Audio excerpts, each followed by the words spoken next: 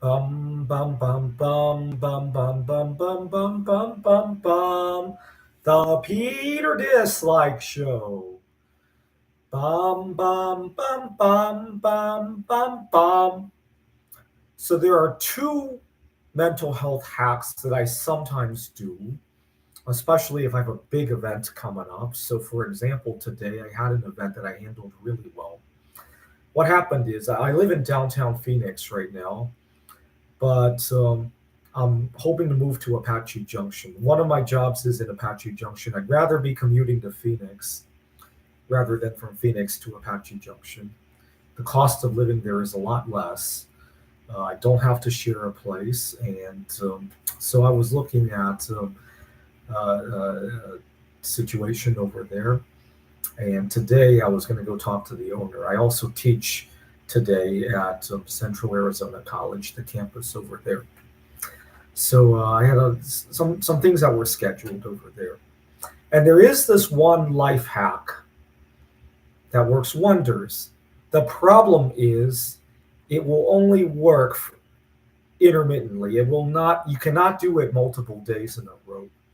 I find when I am slightly sleep deprived, I have a lot more mental acuity and I tend to be more mellow, more soft spoken, less likely to interrupt people.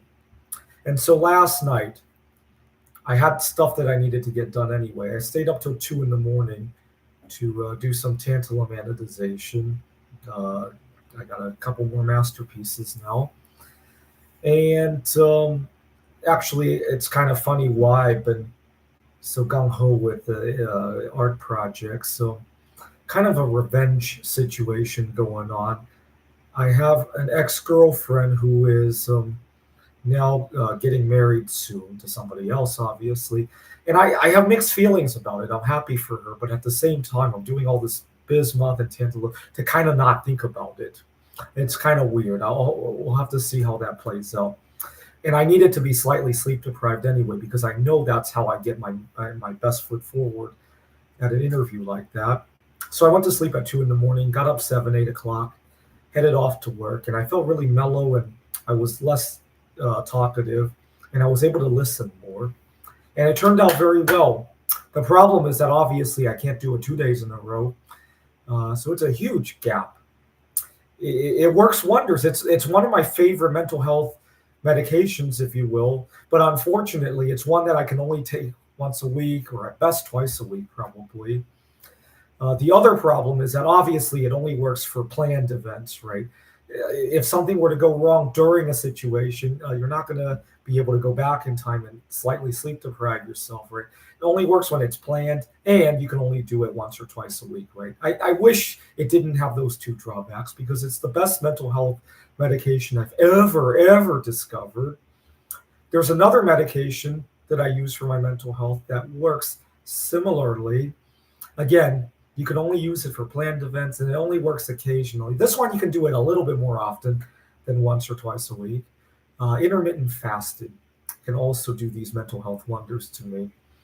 So usually I do a 16-hour fast every day, anyhow. But if I have a big event, I'll do a 30 some hour fast, 40-hour fast. The only thing about the intermittent fasting is that I got to be careful if I fast in advance of big events that involve food, right? If I'm going to go on a first date and it involves going to a restaurant, I probably wouldn't do a 30 some hour fast before going there. I tend to be very edgy about breaking the fast when I do those 30 some hour fasts, right? If it's a first date, I'll usually settle it at 16.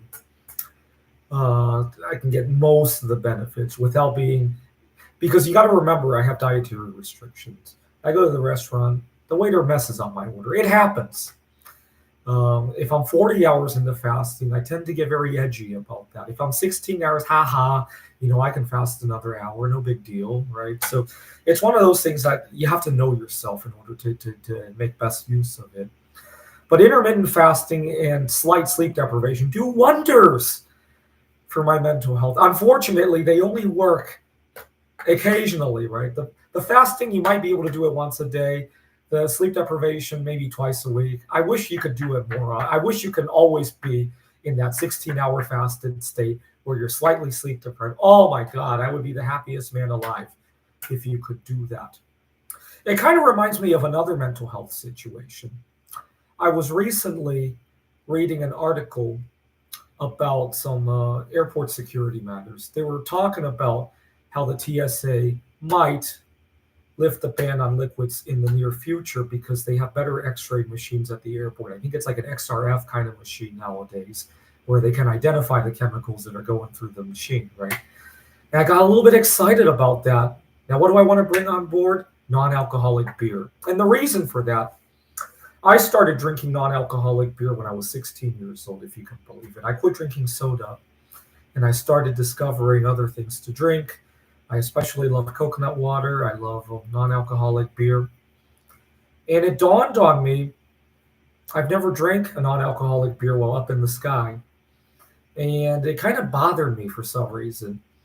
I used to fly a lot, by the way. I haven't flown since COVID, but just before COVID, I was regularly attending a Computer Olympia conference once a year. I would fly to Amsterdam, I would fly to Tokyo.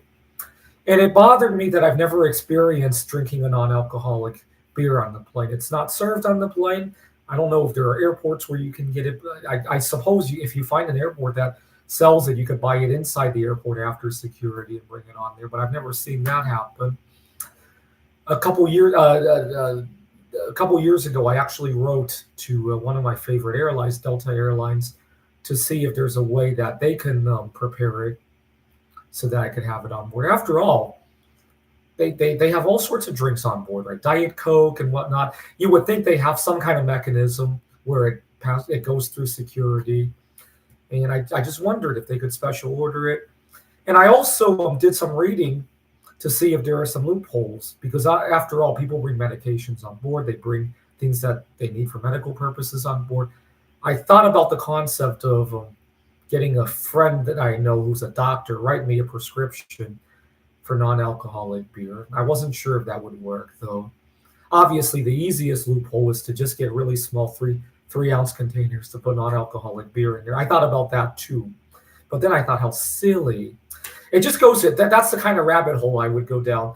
The funny thing is that I guarantee once the ban is lifted, I'll probably have one big party where I bring a case of non-alcoholic beer on board, and then I'll realize how stupid it is. It kind of reminds me, a couple months ago, there was this song that I couldn't find. I knew the tune of the song. I didn't know the lyrics. I didn't know the title, and I couldn't find it. I couldn't Google it. One day it happened to play on the radio, and the DJ happened to announce the name of the song. I was so excited. I actually almost got into an accident. I was on the road when this happened. I raced home to Google the song, and I turned it on YouTube, and I listened to it 2 times, and then I didn't want to listen to it anymore. I guarantee when they finally lift the ban on liquids on the airplane, it will behave like that, right? It's kind of weird. I only want it because I can't have it. And as soon as I can have it, it's the last thing that in the world that I would want to be bothered with, right? I don't want to lug heavy cases of beer onto a plane, right? This is the Peter Dislike Show. Bum, bum, bum, bum, bum, bum, bum, bum, bum, bum, bum, bum. The Peter Dislike Show. Bum, bum, bum, bum, bum, bum, bum.